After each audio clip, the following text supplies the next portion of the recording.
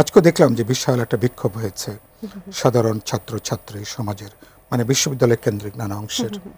তো এগুলো হঠাৎ করে আপনি খেয়াল করবেন যে অভ্যুত্থানের পরে, এটা তো এমনি গত 15 বছরে হাসিনার এই অবরুদ্ধ পরিস্থিতি করতে যেয়ে তারা এ ধরনের শক্তিগুলোর এক ধরনের তার যে একটা বিকাশের রাস্তাটা তৈরি করে দেওয়া।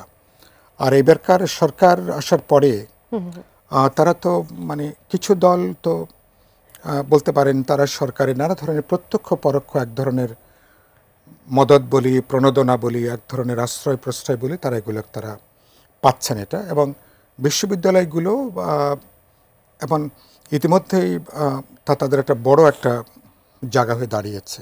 আরও একটি বিষয় বিশেষভাবে নজর কেড়েছে, গতকাল শিবির তাদের গণঅভ্যুত্থানের 1 বছর পূর্তি উপলক্ষে ঢাকা বিশ্ববিদ্যালয় এরিয়াতে একটি প্রদর্শনীর আয়োজন করে, যেখানে তোপের মুখে তাদের যেসব নেতৃস্থানীয় ব্যক্তি ছিলেন একটা সময়, যাদেরকে এখন পর্যন্ত রাজাকার বা এই গ্রুপের সদস্য বলে ধরা হয়, তাদের ছবি নামাতে বাধ্য হয়েছেন সেই তোপের মুখে। পুরো বিষয়টিকে আপনি কিভাবে দেখছেন? না, এমনি তো আপনি জানেন যে প্রথমত তারা তো এটা বলতে পারেন, দেখলাম সামাজিক গণমাধ্যমে দেখলাম ব্যাপকভাবে আলোচনা হচ্ছে এবং সামাজিক গণমাধ্যমে এটাকে রীতিমতন একটা বিশাল ঔদ্ধত্য হিসাবেই এটাকে অনেকে আখ্যায়িত করছেন।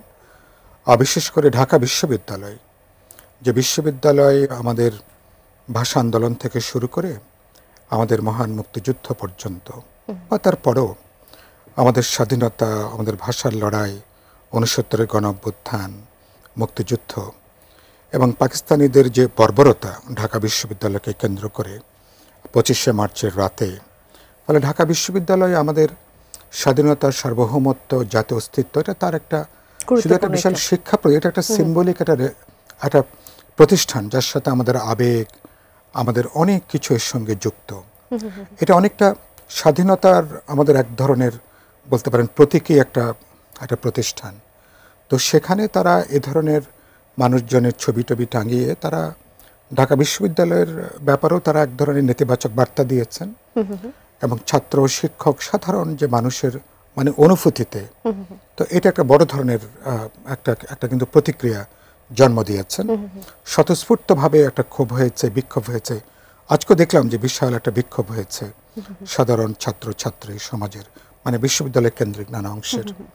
তো এগুলো হঠাৎ করে আপনি খেয়াল করবেন যে অভ্যুত্থানের পরে, এটা তো এমনি গত 15 বছরে হাসিনার এই অবরুদ্ধ পরিস্থিতি করতে যেয়ে তারা এ ধরনের শক্তিগুলোর এক ধরনের তার যে একটা বিকাশের রাস্তাটা তৈরি করে দেওয়া।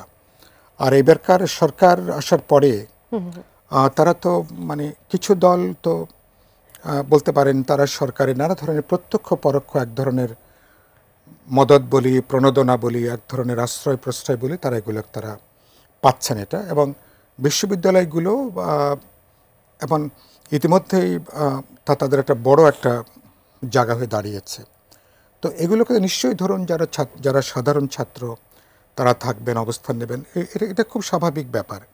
কিন্তু এটা যদি রাজনৈতিক কর্মকাণ্ডের, যদি যেসব ব্যাপারে মানুষের সংবেদনশীলতা আছে, মানুষের মধ্যে প্রশ্ন আছে, মানুষের মধ্যে নানা ধরনের যেগুলো অনেকগুলো মীমাংসিত প্রশ্ন আছে, সেগুলোকে আপনি নতুন একটা মানে গণেশ উল্টে যাওয়ার পরে যদি সেটাকে যদি সুযোগ হিসেবে গ্রহণ করেন, আবার যখন গণেশ আরেকবার যখন উল্টে যাবে, তখন এগুলো অনেক সময় ব্যাকফায়ার করে।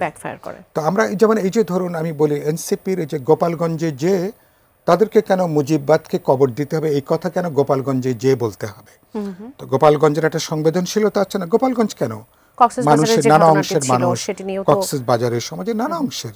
তা আপনি কোথায় কোন কথা বলছেন, কি আচরণ করছেন, কি সময়, স্থান, কাল, মানুষের সংবেদনশীলতা, তার আবেগের প্রশ্ন আছে, এগুলোকে একটা রাজনৈতিক বিবেচনার প্রশ্ন। এগুলোকে আপনি সীমা যখন আপনি লঙ্ঘন করেন, তখন স্বাভাবিকভাবে তার একটা প্রতিক্রিয়াটা আসবে। তো আমি তো শিবিরকে আমি তো মনে করি যে তারা এসব ব্যাপারে অনেক বেশি হিসেবী সংগঠন।